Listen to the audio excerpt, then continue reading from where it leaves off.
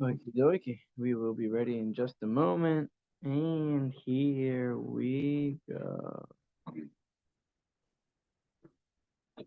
Okay, we'll start with the blessing that we make before we learn from the Torah. Baruch atah Adonai Eloheinu melech haolam asher kiddushanu b'mitzvosav v'tzivanu al divrei Torah. Baruch, are you able to check if that was Chaim knocking? Thank you. I'll take a step over here. I made a blessing earlier. Today we're going to learn from Moses. Anybody here heard of Moses? We've heard of him, right? Okay. Sorry? He's our man, right? Moses is our man. Oh, what is this hilarious comedian? Good morning. And he said, oh gosh, he's the Mexican guy. And he's like, the Mexicans, we're not new people. We've been around for a long time. He says we're mentioned in the Bible. Um, uh, what was it? Building empires for others and them claiming it as their own. Building buildings, like pyramids. Making all the construction. Pyramids. Yeah, building all the pyramids, and then the Egyptians calling it their own, and then something about swimming across the sea to get into the other country. And he's like, "That's my people." Was it? You've seen that one? No, he's very funny. Anyways, okay, L'chaim. We're going to learn today 3 lessons from different stories in Moses' life that are hinted to or spelled out clearly in this week's Torah portion. This week's Torah portion is the first portion in the book of Exodus. Last week, as we all know, and thank you guys again for joining that wonderful meeting on Shabbos, where we finished the first book, the book of Genesis, and this week we start the book of Exodus. Anyone want to guess what is the first chapter of Exodus speak? Oh, not the first chapter, but the book of Exodus speaks about?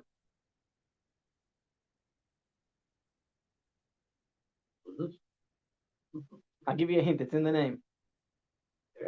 The Exodus, right? That's why the second book of Moses is called the book of Exodus, because it talks about the Exodus from Egypt. Now, of course, before we can get to the Exodus from Egypt, we have to talk about the Exodus is the solution. Yeah. Before we get to the solution, we have to talk about the problem, right? So the entrance to Egypt we spoke about last week and the week before. But over here this week we start talking about the problems, about the slavery in Egypt. There's a story in the Talmud, and then we'll get into the thing. There's a story in the Talmud that one of the Egyptian kings came to the Jewish people. This was at a time, I forget who was the king of the Jewish people at the time, but in the time when the Jewish people were established in Israel, 2,000 or so years ago, and or maybe even 2.5. He comes to the Jewish people. He sends a messenger, and he says, "I read your Bible, and in your Bible it says that the Jewish people took silver and gold and all the silk and fine clothing from all the Egyptians. Pay me back. I want reparations." And now the Jews were worried because there's about to be a big war. We don't have that kind of money, or they didn't at that time. This happened a long time ago. This happened, like, how are you going to explain that away back to the Pharaoh of today? What was going on back then and why the Jewish people took all the gold and silver? Yeah, go explain that. So they were nervous, to say the least. One old hunchback guy says, "Let me go speak to the king. I'll travel to Alexandria or wherever the capital was at the time." He says, "I'll go speak to the king."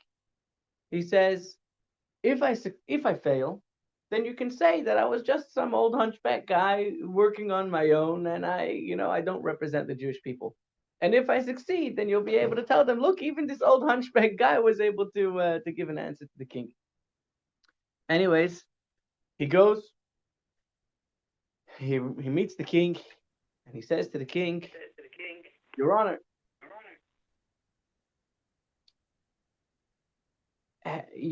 What is your demand of the Jewish people? And he repeats, he says, I've seen in your Bible it says that the Jewish people took gold and silver and clothing and expensive things when they left.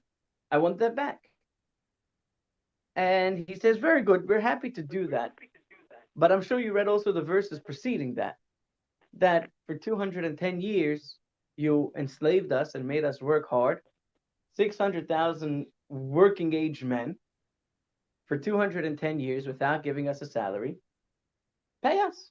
We'll be happy to return your gold and silver, but you're going to have to pay us a wage for all the work we did. And the Jew was dismissed from the office of the king. And he was victorious. So let's look at source number one, right? We always think about Moses.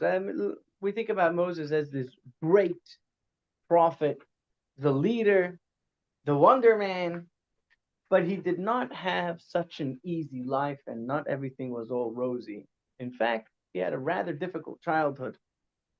He was of holy lineage. Let's look at Mitch.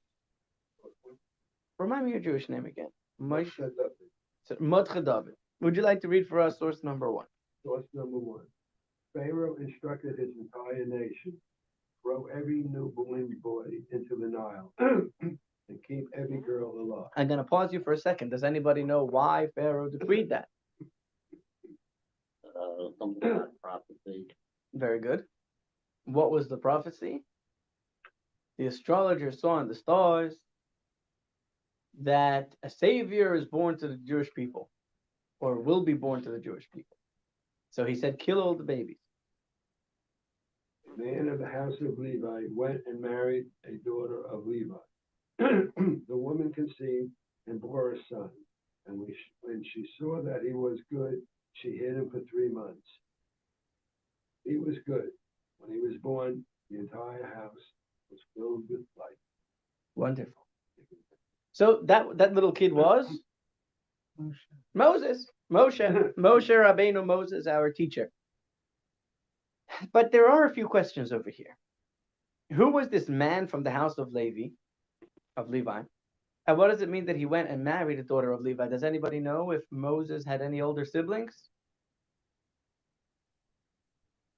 Yeah, Aaron was his older brother, and Miriam was his older sister. Yeah. 3 years older.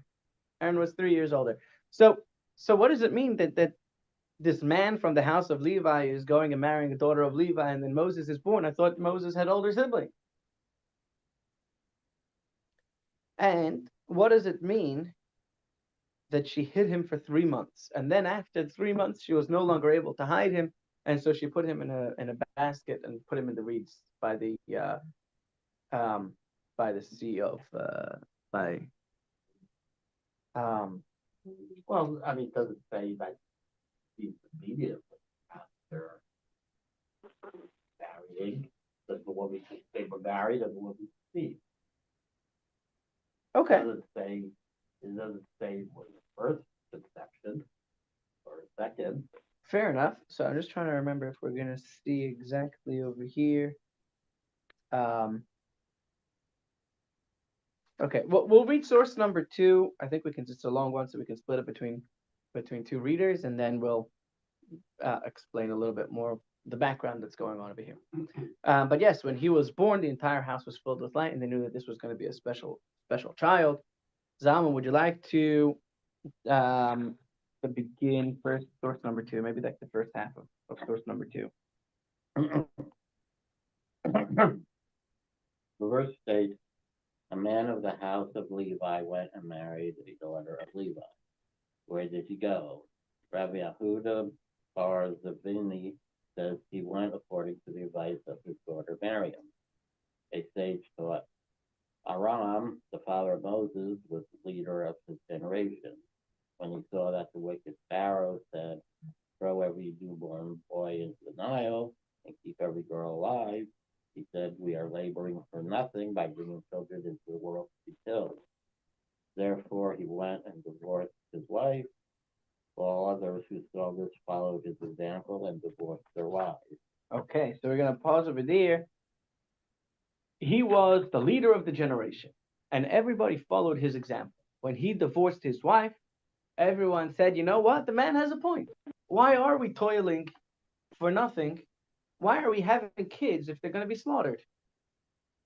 Better we shouldn't have children. And everyone got divorced. What? Unless we turned out to be a daughter, so 50-50. Oh, very good. Would you like to continue, please? Chaim, his daughter Miriam. His daughter Miriam said to him, Father, your decree is harsher than that of Pharaoh. Pharaoh only decreed against the male children, but you are decreeing both on the males and on the females. Now no children will be born.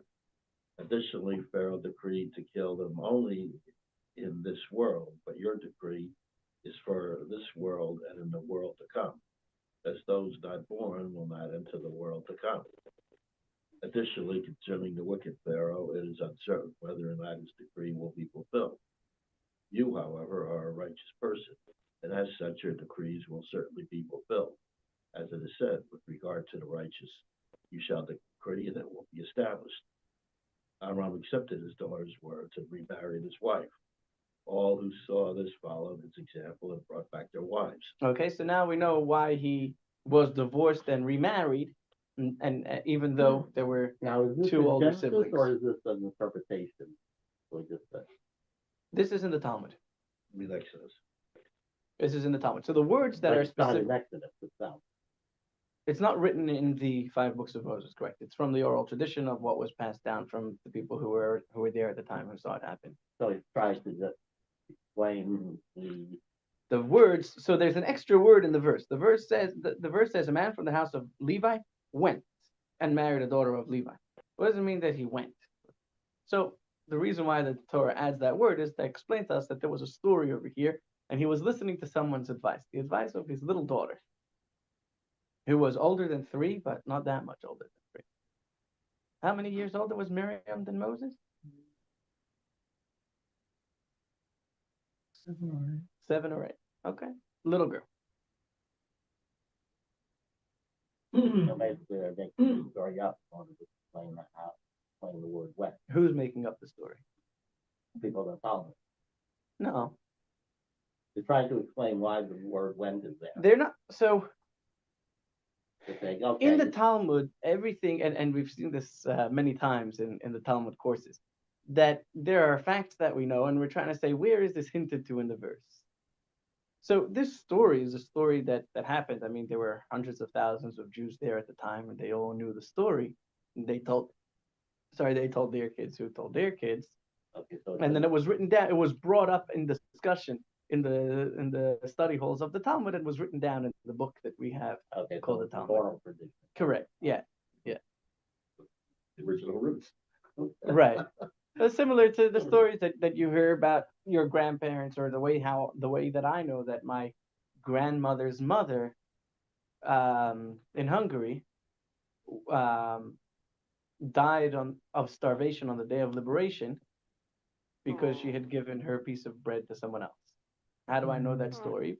My mother told me.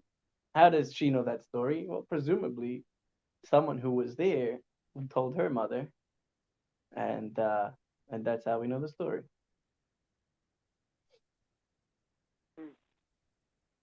So if Amram remarried Yocheved, rather than say, and married a daughter of Levi, it should have stated, and remarried a daughter of Levi. Rav Yehuda Bar Bina says he conducted himself just as one would do for a first marriage. He sat her on a decorative carriage, and Aaron and Miriam danced before her, and the ministering angel said, a joyful mother of. So Moses was born to the leader of the Jewish people at the time. When Moses was born, the house was filled with light. Now, just parenthetically, how was she able to hide him for 3 months? When Moses' father remarried his mother, the Egyptians put on their calendar, okay, let's check back on this house in 9 months and see if there's any babies for us to take and throw in the Nile. Moses was a preemie. And because he was born early, she was able to hide him for 3 months. And then at that point, she knew the authorities are going to come to make a what's it called, a registration check. So that was when she put him in the Nile River. Says the Rebbe, at birth, Moses already possessed complete perfection. His father was Amram, the leader of his generation. Moreover, among all the leaders of the generations from the beginning of the Torah, or the beginning of the world, until the giving of the Torah, Amram was one of the few through whom a new mitzvah was introduced. As Maimonides codifies this, and we're going to read soon the actual source from Maimonides, Amram was commanded an additional commandment, such as the commandment regarding marriage. This places him alongside Abraham, Isaac, and Jacob, whom Maimonides lists as figures through whom new commandments were added, and this attests to Amram's exceptional stature. So there were, of course, does everybody know of the seven Noahide laws? I know what they are, I don't know what they are, Okay, but you've heard of the concept. 7 laws. You've for seen the story, Gentiles. seven for all mankind, right? No, 7 laws that Gentiles, Right. as opposed to the 613. That would correct. So why are they called the laws of Noah? Why not the laws of Adam? Was they came after the flood. Very good. Because Adam was commanded to be a vegetarian. Let's read inside. Baruch, would you like to read for us source number 3 from Maimonides? Excuse me. What was this new mitzvah? We're going to get there soon. So Maimonides doesn't write exactly what they were, but the new mitzvahs over here was one of them was the way to perform a marriage. It seems like there were a few others as well. I don't remember right now what they were. Baruch, take it away. Source number 3 from Maimonides. Oh, and I gotta put another plug over here. The Laws of Kings is going to be coming up soon in the daily study of Maimonides that we were talking about yesterday. The Laws of Kings is almost all the way at the end of the book, and that's gonna be soon. Okay, Baruch, take it away. 6 precepts were commanded to Adam. 1, the prohibition of the worship of false gods. 2, the prohibition against cursing God. 3, the prohibition against murder. 4, the prohibition against incest and adultery. 5, the prohibition against theft. And 6, the command to establish laws and courts of justice. Even though we received all of these commands through Moshe, and although they are principles that human intellect itself tends to accept, the wording of the Torah indicates that Adam was commanded concerning them.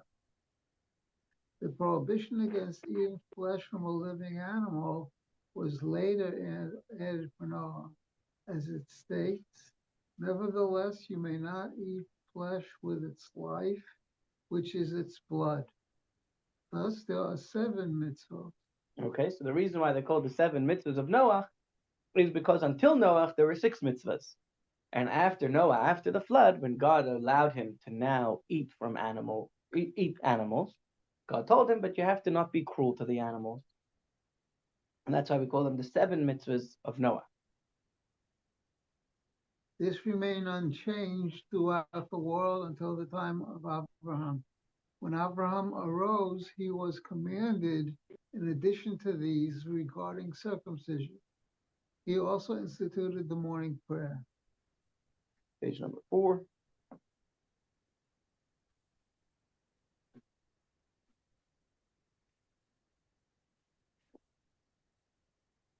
Isaac separated tithes and instituted an additional prayer service before sunset. Yaakov added the prohibition against eating the sciatic nerve. He also instituted the evening prayer. I'm going to pause you for a second. everybody remember the story with Jacob wrestling with the angel? And then God says, because of that, the Jewish people cannot eat the sciatic nerve. And that's why you can't get a good filet mignon in a kosher butcher, because the sciatic nerve runs all the way up the back. What's the science there got to do with wrestling an angel? Oh, very good question. So here's what happened. Jacob is wrestling the angel all night, and then finally the angel sees that he's not able to get a hold of Jacob, and he pushes on Jacob's thigh, and he dislocates Jacob's thigh. And because of that, the sciatic nerve was injured, and because of that, the Jewish people do not eat the sciatic nerve. Okay, now let me ask you a question. Because Jacob wrestled with an angel, now I can't have a tomahawk steak? What's up with that? Therefore, because Jacob got into this fight with the angel, Al Kain lo yoichlu b'nei Yisrael is gid anasha. Therefore, the Jewish people for all generations are not permitted to eat the sciatic nerve. I'm surprised that they knew what a sciatic nerve was. Apparently, they did. Nervous system. I mean, that's fairly. Why I mean, they ate animals, so they saw the anatomy of it to a certain Yeah, but degree. the nervous system is kind of like a process. I mean, But they saw it's a It's sinew. vein. It's It's like a vein. yeah. You can see it. it's um, physical. So here's a beautiful explanation that I heard. Jacob at this time, I mean, he was in his 70s or 80s. Yeah, a old man, not an old man, a young man, but not like his children who were teenagers, who were strong and capable, as we see that a few weeks later they destroyed single-handedly the entire city of Shechem. I may have to run.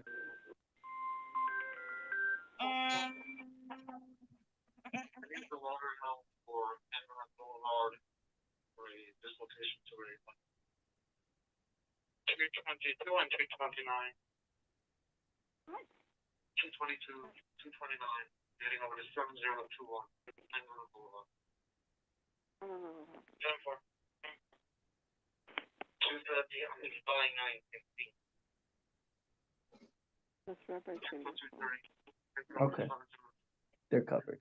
and if I remove her, Yeah, it's your neck of the woods. Okay.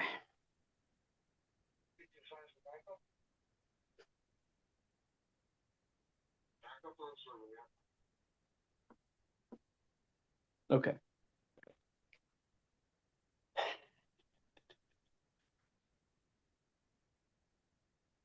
I'm sorry, I lost my train of thought. Okay. Jacob's children, two of them, by themselves destroyed the entire city of Shechem a few weeks later. They were strong men. Why was Jacob alone? Why was Jacob left alone and ended up fighting with this angel by himself?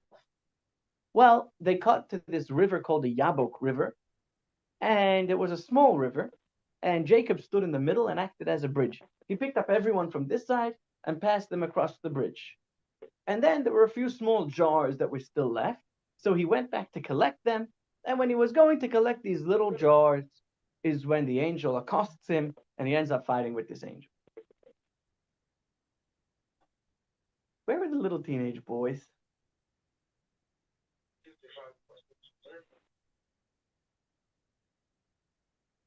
Wow. Where were the kids? Making your 80-year-old father go and collect these things by himself in the middle of the night, and the kids had no decency to come and pick up the stuff and schlep it for him? He says, that's why we don't need to get anasha, to remember to take care of our elders. It wasn't because of the fight, it's because the reason of the fight. The reason why Jacob was left alone is because his kids didn't take any of the packages. They were just sitting and chilling and letting their old father do all the work. That's the problem. Anyways. and Baruch. why did the angel reject Jacob the week? I mean, The angel had an issue with Jacob because the angel was on Esau's side. This was Esau's angel. And Esau, of course, wanted to obstruct Jacob from getting there. I read just the other day. I read something about how in Judaism, angels do not actually have free will. They can't act on their own. Correct. There is one exception to that, which is the Nephilim. So in the beginning of Genesis, the end of either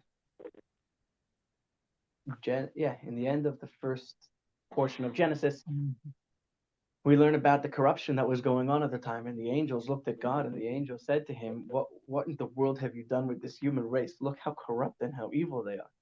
And God said to them, "Well, you don't have an evil inclination. You think you would do any better than them?" And the angel said, "Sure, we would. We wouldn't be corrupt like them." And so God sent a legion of angels, and he put them in human form and gave them an evil inclination, and they ended up being the worst of the worst.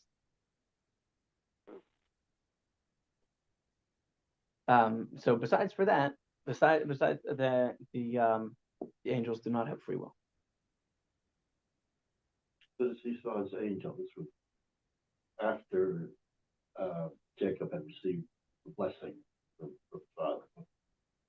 Yeah. Many years later. So that was Oh, why. yeah, right. So he had gotten married, he had kids, and now he's heading back home. And then Esau still was not, still hadn't gotten over it. He was still very angry. We're talking about 40 years later, and Esau was on his way with But it. they do eventually reconcile. To some degree, yeah. Okay, Baruch. You finished? No, I think we have 2 more paragraphs. In Egypt, Amram was commanded regarding additional mitzvahs. Ultimately, Moshe came, and the Torah was completed through him. So we see that Amram was not only the leader of the generation, not only did everybody do exactly as he did and copy and follow him, but we also have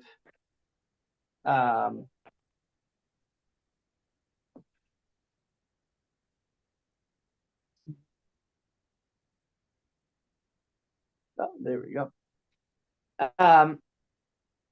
We also have Amram being commanded about various mitzvahs to teach the Jewish people at the time.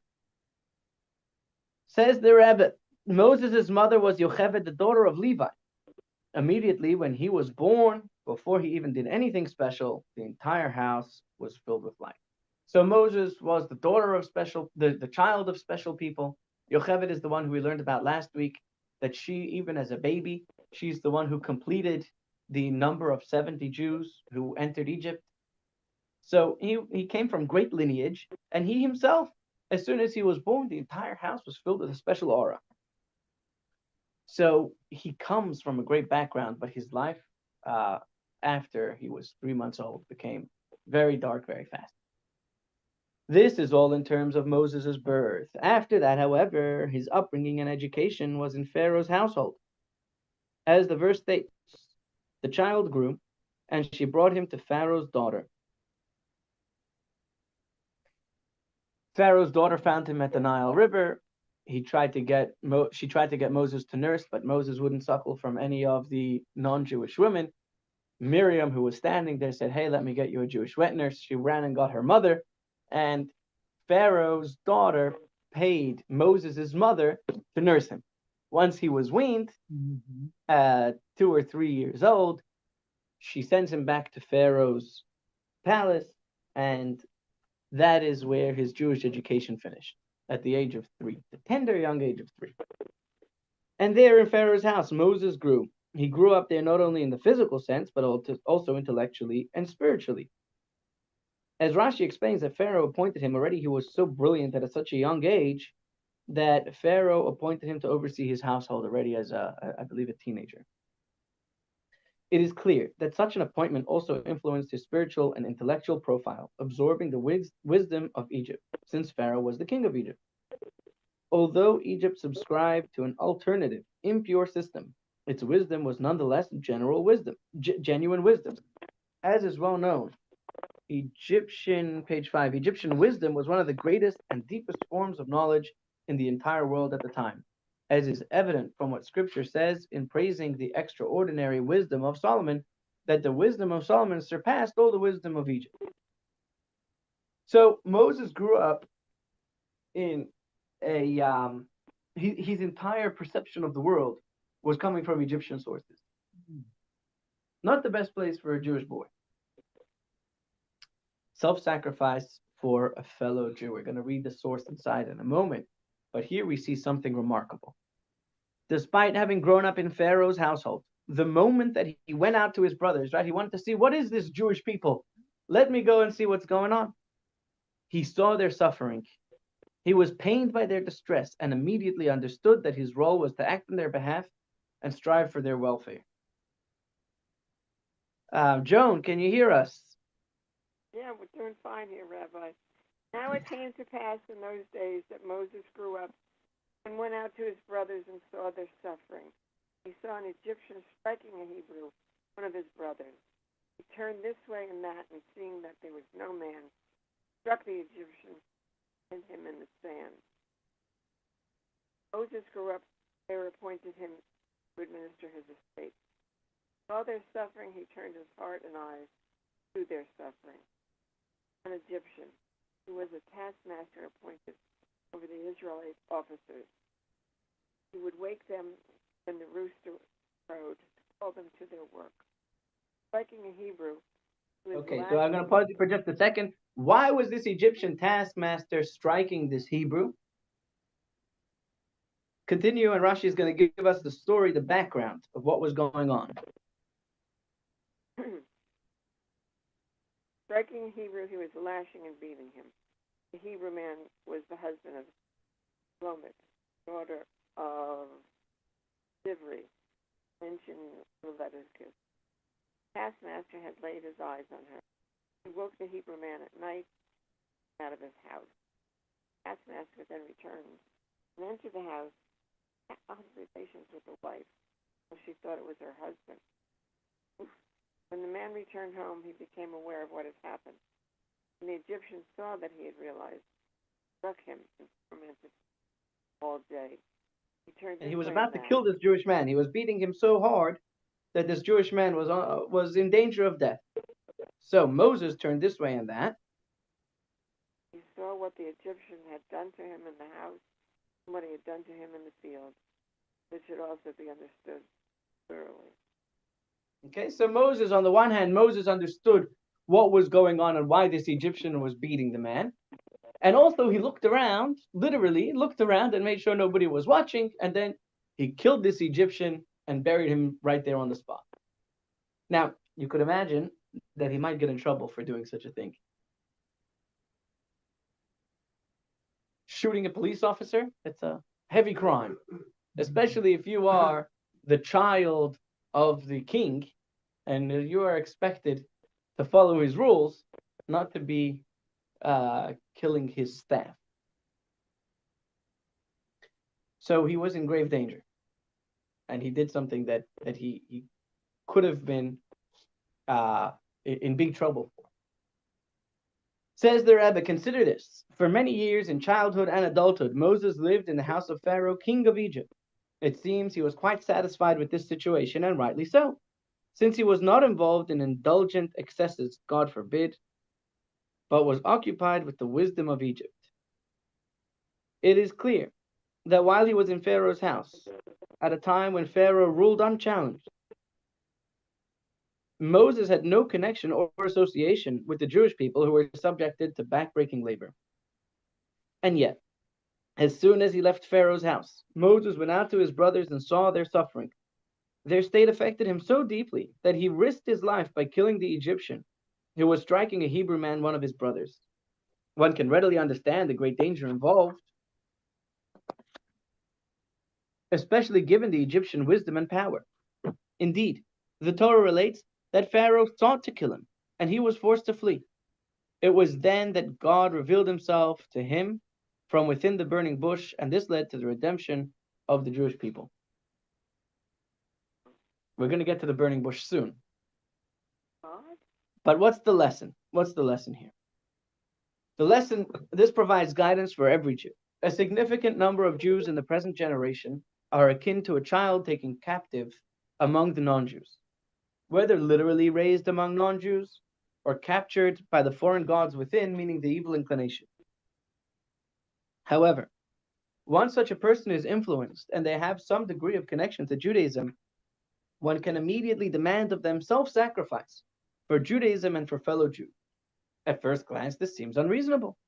A person might argue, I spent my entire life growing up and being educated among non-Jews, and only now have I emerged from that captivity.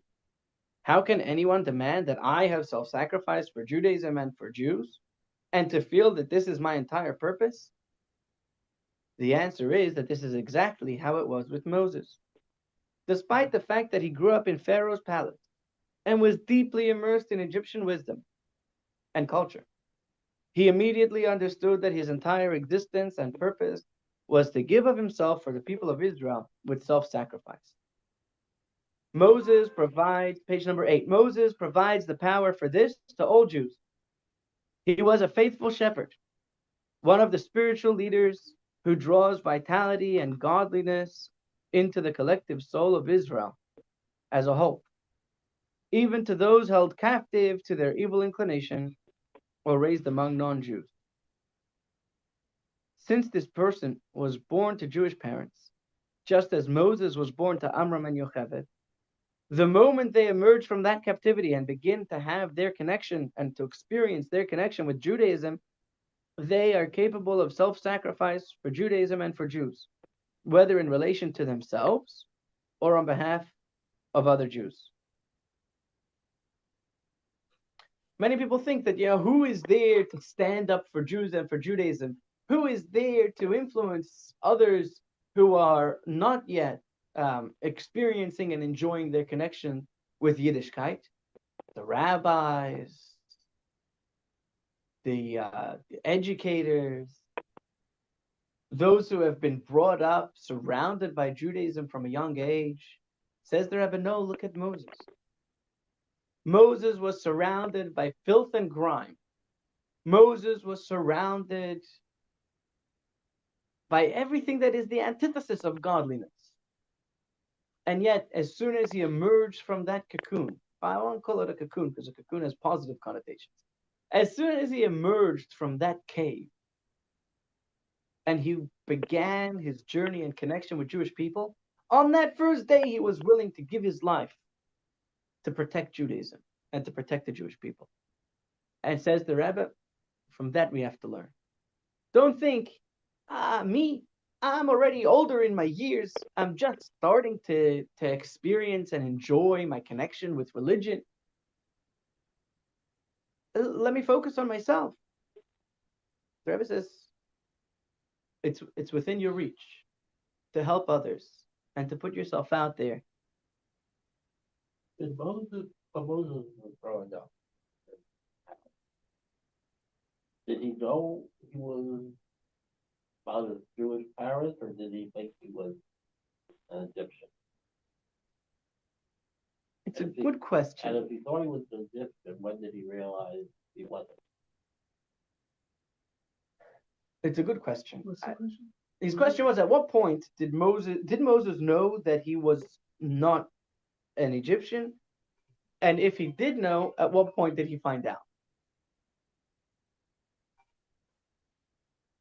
Who did he think his parents were?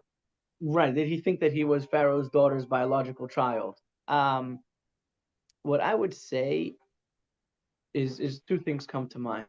Number one is there were many parents who, after the Holocaust, did not dare tell their children that they were even Jewish. Yet these children were bullied in school for being kikes. The kids themselves didn't know, but their classmates figured it out. So I would assume that in the palace, people might have treated him a little differently, knowing that he wasn't Pharaoh's child, grandson. Yeah. Yeah, but the kids that were born after the Holocaust weren't palace royalty. Correct. That's what I'm saying. Oh, you're saying from that side. Yeah, I hear you. The other thing is that he was nursed Even by they had his mother. Right. Sorry, Pharaoh's nephew. Right. Pharaoh's grandson. You're not going to start harassing him and tormenting him. I hear that. The other thing that comes to mind is that Moses was nursed by his mother for at least 2 years, possibly three. For what there's, Witnesses were, but it says in like it's written in the Torah that what happened was, so Miriam was standing there watching what's going to happen with this child, and Pharaoh's daughter comes, saves him. She understands it's a Jewish baby, but she sees this baby crying in the reeds over there in a little basket. So she saves him, and now this baby needs to eat. So she brings all the wet nurses around, and Moses refused to eat from the wet nurses because they weren't Jewish. At such a young age, he understood that they weren't Jewish. circumcised, He was born circumcised. born circumcised. He was born circumcised. It happens sometimes, even today. And so there is a procedure that's done called hatafas dam bris, which means the letting of the blood of the covenant of the circumcision. So what the mohel will do is usually I think like a small needle or something. They'll Circumcised the palace, I mean, kind of a dead giveaway. right. Right. I'm not sure if everyone was was looking down there. Well, I mean, his mother, His mother knew, right? Um, so so Miriam at that point came out of the reeds where she was hiding, and she said, I think I see this pattern that Moses. It's not that he's not hungry. I think that this little kid wants to drink from a Jewish lady. Should I go and call you a Jewish wet nurse? Mhm. And so Pharaoh's daughter said, let's try. So Miriam ran, and she didn't just call any wet nurse. She called her mom. And Pharaoh's daughter, not knowing that that it's the kid's mother, gave the kid to Yocheved to nurse, and he nursed. And so she said, "Okay, I'll pay you to nurse this kid, and he'll live by you. And then when he's weaned, you'll bring him back to me." So for at least 2 years, I mean, I'm sure she knew what was going to happen. She knew that this kid is going back to the palace. So she probably, every waking moment, gave him as much of a Jewish identity as she could, constantly reminding him, you're Jewish, and always remember that you're Jewish. And so I would assume that he understood that he was Jewish, and that was why when he left, it says in the verse that he went out to see what's doing with his brethren. So even when she left him, for yourself, that you had enough Yiddishkeit, you given him enough Yiddishkeit. That he at least that he knew in the back of his mind that he is Jewish. Does that answer the question, Zalman? Okay. So that's section number 1. B. Mordechai David, would you like to read for us the beginning of source number 5? Moses was pasturing the flock. Oh, I'm sorry. So after that, Moses, of course, had to run away, run for his life. And while he's away, he meets this girl by the well. Her name is Zipporah. He ends up marrying her and takes on the role of shepherding his father-in-law's sheep. Now, of course, we all know the story of the burning bush, right? Who burnt the bush, right? It was a Christmas tree, and the Muslims didn't like that, so they burned it. No, I'm just kidding. Just kidding. There was the burning bush. Now, how did Moses find the burning bush? Does anybody know? How did Moses find the burning bush? Oh, when he went after the lamb. He went after the lamb. Very good. Mordechai David, please read it inside. Moses was pasturing the flocks of Jethro, his father-in-law, priest of Midian. He led the flocks to the wilderness and came to the mountain of God, to Horeb. An angel of God appeared to him in a flame of fire from within a thorn bush. Behold, the bush was burning with fire, and it was not consumed. Moses said, I will turn aside now and see this great sight. Why does the bush not burn up? God saw that he had turned to look, and God called to him from within the bush, Moses, Moses. And he replied, Here I am. God said, Do not come closer. Remove your sandals from your feet, for the place in which you stand is holy. Thank you. So that's the story. Now, how did he get to the burning bush? Susie, are you there? Sheep is running away. Yeah. Is Susie there? No? They got bumped off, I guess. Okay. Zalman, would you like to read for us the Medrash, which explains how Moses got to the burning bush? No, I do not go move. There was I think it was Robin Williams speaking. Mm-hmm. He was talking about this. He says, God said, remove your sandals from your feet. God said it is redundant way. Redundant. Wait, I'm missing something. You're saying remove your sandals from your feet. Where else would they be? Right.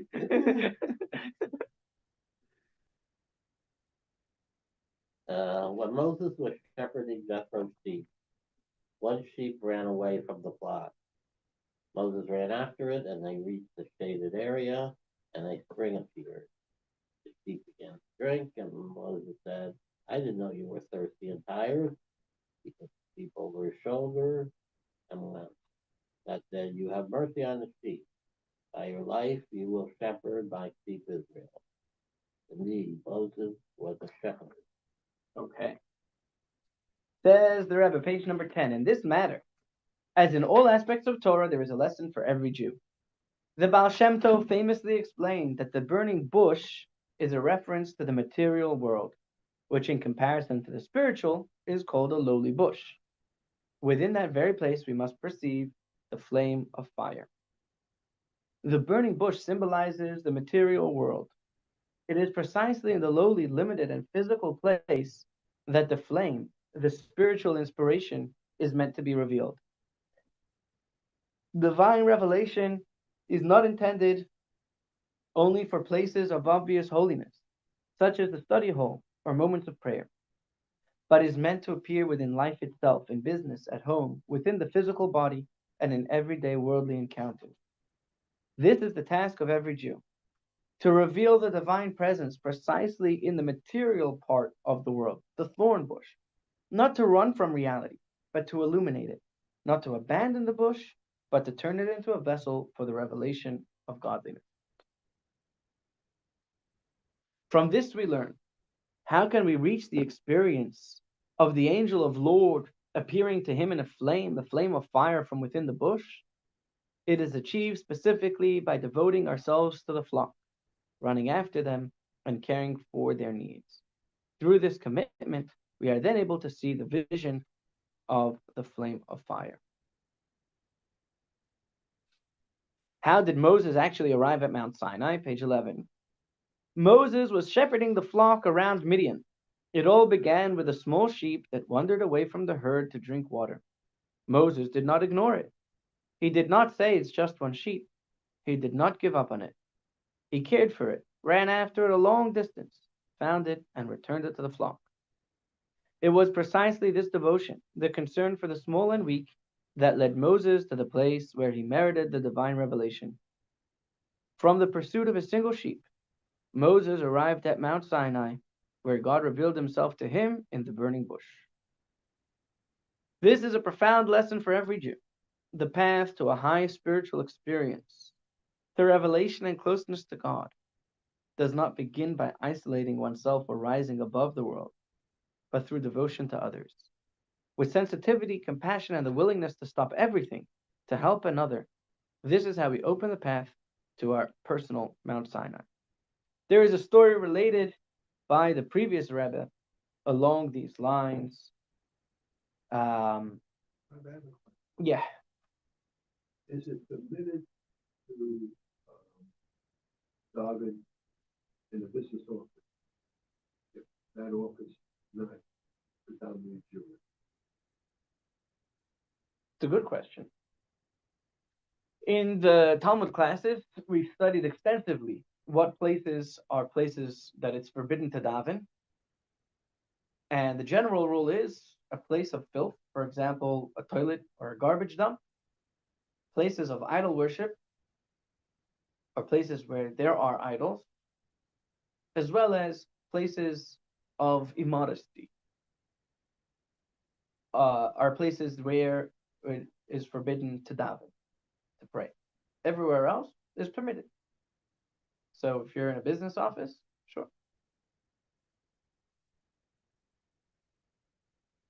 I'm just gonna explain the source number 6 outside. You can read the story inside later, but in the interest of time, we'll skim over it.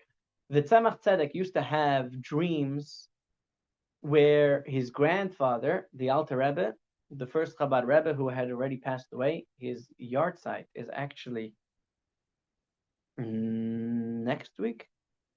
If today is the 18th and his yard site is on the 24th, 19, 20, 21, 22, 23, 24. Oh, the Jewish month, sorry. So that's what? Next week Tuesday? Next week Tuesday is the yard site of the Alter Rebbe. And at a certain point, he stopped having these dreams, these visions, where the Alter Rebbe would appear to him. And this pained him greatly. One morning, it was before prayers, and some guy came over to him and said, I'm on my way to the market. Can you please loan me some money so that I can buy some goods to make some cash? And he said, sure, come to me in my office after prayers. And he starts putting on his talis. His talis is over his shoulder. He's looking at the strings of the talis. And then he thinks to himself, 1 second, this guy, by the time it's 10, 11 o'clock, when I'm done my prayers and my morning studies, and he comes to me, it'll be too late. He'll already not be able to get any of the good deals. So with his talis over his shoulder, he left and he went to find this man in the marketplace. He gave him the loan and he came back to daven. He said, this is more important than my personal prayers, is helping another Jew make a living. And later that day, his grandfather, the Alter Rebbe, came to him in a vision again. So his path to spirituality came not through his prayers, but through his helping another Jew.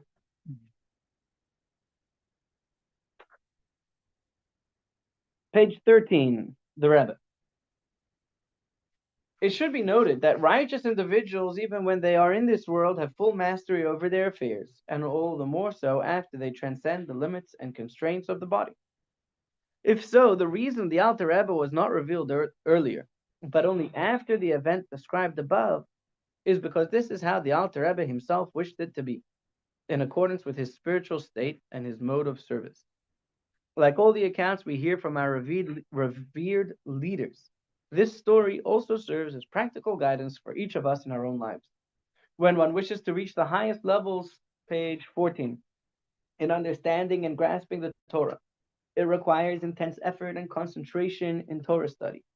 Physical matters, whether our own or others, could interfere with that. This is all the more so when we need to do a favor for another Jew in the way that it is specifically suited to them. This cannot be done casually or by the way. It requires active investment in the other person's situation, carefully considering their needs and providing help in a manner tailored to them.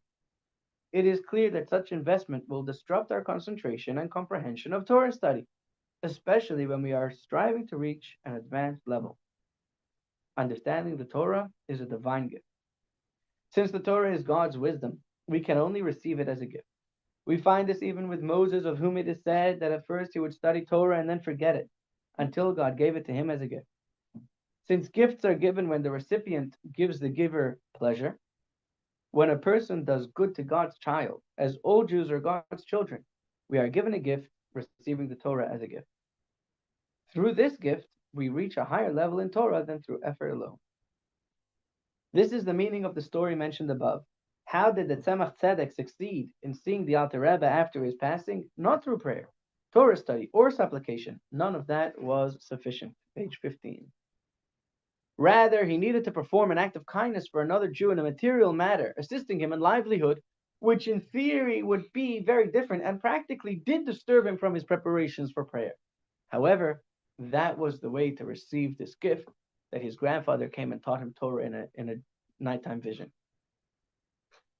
This is similar to the story of the first shepherd. Moses was a shepherd. How did he reach the state of the angel of the Lord appearing to him in a flame of fire from within the bush? By running after a young sheep and caring for it, providing it with food and drink suited to its need.